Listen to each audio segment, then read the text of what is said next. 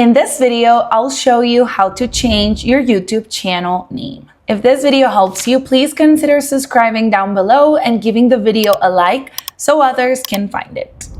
Okay, so first things first, we're going to go ahead and open YouTube. The first thing you're going to do is click on your profile picture. You're going to find it right here at the top right. After you see this menu, go ahead and select YouTube Studio. This is what you're going to see, and what you will do is click again on your profile picture, and then you will select Customize Channel.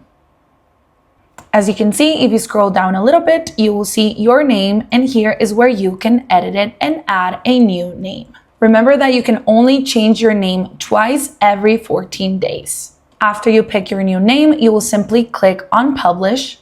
If we go back to this channel, we can see that the new name has been uploaded. Hope that helps.